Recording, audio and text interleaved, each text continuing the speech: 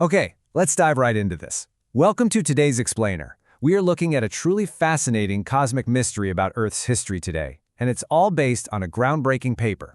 The paper is titled Galactic Solar Planetary Harmonic Coupling, a falsifiable triune harmonic dynamics hypothesis for nested cosmic and Earth system cycles. Now, I know that's a bit of a mouthful, but it is a brilliant, highly structured scientific hypothesis put forward by researcher, inventor, and author Kevin L. Brown. Basically, we're exploring a massive question.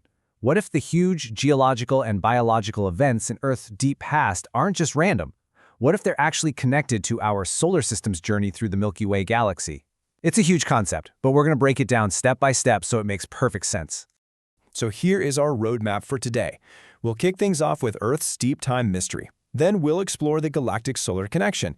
After that, we'll look at the transmission pathway, compare the explanations, and finally wrap up with testing the hypothesis. Starting with Section 1, Earth's Deep Time Mystery. When you look back millions of years, Earth's past isn't just some smooth, quiet timeline. It's actually punctuated by these dramatic, planet-wide events. And this brings us to the core question of our explainer. Could Earth's deep time cycles actually be connected to larger galactic and solar system cycles? I mean, are these massive events driven purely by forces inside the Earth, or is there some kind of astronomical pacemaker ticking away in the background? To really grasp the core problem here, you have to know that researchers have compiled massive databases of major geological events over the last 260 million years. We are talking about mass extinctions, giant volcanic eruptions, crazy shifts in sea level, and big changes in ocean chemistry. And they found a repeating pattern. The data actually points to a fundamental cycle of about 27 million years, along with some shorter related cycles of about 13.5 and 9 million years. The big mystery scientists have been trying to solve is simply why? Why do these massive events seem to cluster together on this multi-million-year schedule? Now, you might have heard of something called the Nemesis hypothesis. It's a really important benchmark for this topic. Nemesis was a proposed idea that our sun actually has a hidden, distant companion star.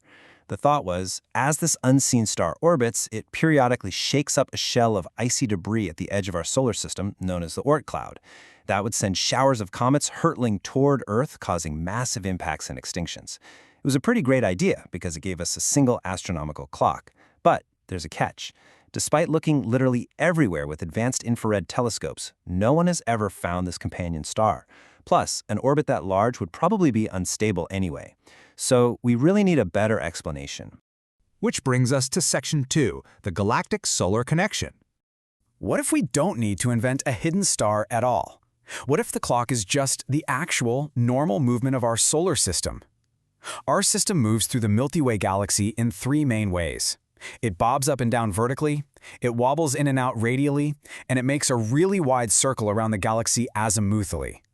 Astronomers have actually estimated the timing of all these motions. Now remember that 27 million year Earth cycle we just talked about? Well, Kevin L. Brown applies a framework called Triune Harmonic Dynamics, or THD, using a 3-6-9 sequence. If you take that 27 million year Earth cycle and multiply it by 3, 6, and 9, you get 81, 162, and 243 million years. Notice how closely those numbers match the estimated timeframes for the solar system's actual movements. It's pretty wild. But hold on a second. While this numerical alignment is incredibly cool, Kevin L. Brown is explicitly clear about something. This mathematical alignment is a retrospective observation. It's being used to generate a new hypothesis, absolutely not to claim a proven fact. Just because the numbers line up beautifully when we look backward doesn't mean we've proven a physical connection. In science, a mathematical coincidence like this is just the spark. Now you have to build a testable model to see if it holds up to scrutiny. Remember, we are looking at this strictly as a testable scientific model right now. We aren't dealing with proven facts of causation just yet. Moving right along to Section 3, the transmission pathway. So if the solar system's movement through the galaxy really is the clock, how does a massive galactic movement actually trigger physical changes down here on Earth? Basically, how does the signal get transmitted?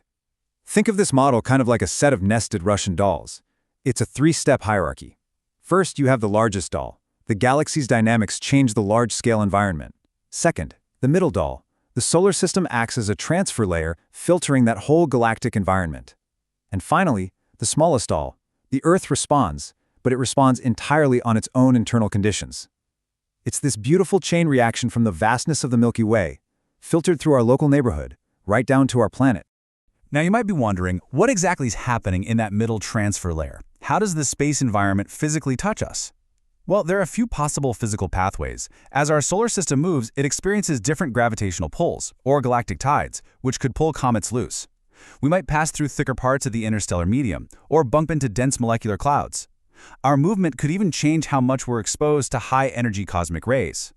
The hypothesis doesn't rely on just one of these being the magic bullet. It could easily be a combination of these shifting conditions as we travel through space. And here is a really crucial point. In this model, Earth is not just a passive target sitting perfectly still waiting to be hit. It is an active and somewhat unpredictable receiver. Our planet has its own internal state going on. Tectonic plates are shifting, ocean currents are flowing, the climate has its own internal feedback loops. Because of this, Earth is going to respond differently to the exact same cosmic nudge depending on what its own volcanoes, oceans, and plates are doing at that exact moment. A galactic shift changes the probability of an event on Earth. It doesn't just push a guaranteed extinction button. Let's jump into Section 4, Comparing the Explanations. Let's weigh this new, nested model against the older scientific ideas to see why it might actually be a big step forward. Here we're comparing Kevin L. Brown's new model, which is called Galactic Solar Planetary Harmonic Coupling, or GSPHC, directly with the classic Nemesis theory. Remember, Nemesis relied on a single companion star, a single pathway of comets, and mostly just explained crater impacts and mass extinctions. But Earth's historical record shows cycles in volcanoes, sea levels, and tectonics too. Brown's GSPHC model has a much broader explanatory scope. Because it uses the multi-channel transfer of the whole solar system's movement, it can explain why so many different types of Earth systems, from the oceans to the magma to the biosphere, all seem to share this underlying rhythm. And finally, Section 5, Testing the Hypothesis. Of course, a theory is literally only as good as our ability to test it. A good scientific model has to have strict falsification parameters, meaning we need to know exactly what would prove it wrong. Brown outlines very clear rules here. This hypothesis is falsified if new, updated maps of our galactic orbit ruin that 369 math. It's broken if a totally random set of number ratios fits the data just as well. It fails if Earth's actual geological cycles don't line up with our combined galactic position. And it fails if older models like Nemesis or Earth-only explanations actually do a better job at predicting things. So it's a very strict, rigorous hurdle to clear. Which brings us to the ultimate validation mechanism.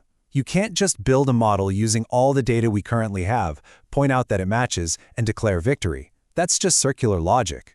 The real test is taking this complex model, training it on only one slice of Earth's history, and then seeing if it can accurately predict the geological transitions in a completely different slice of history, data it hasn't even seen yet. If it can successfully predict out-of-sample historical data better than the alternatives, then we know we are really onto something profound about the real-world implications of our place in the cosmos. It could potentially even allow us to understand the future trajectory of our own planet's environment. I want to wrap up today with this powerful thought directly from researcher Kevin L. Brown. He writes, "This paper proposes a falsifiable theoretical hypothesis. It does not establish galactic causation of terrestrial events. And honestly, that is what makes science so exciting. We aren't just jumping to conclusions.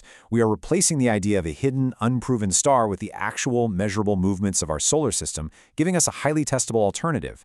It leaves us with this incredible question. Is the heartbeat of our planet synchronized with the rhythm of the Milky Way? And if it is, what is the galaxy telling Earth to do next?"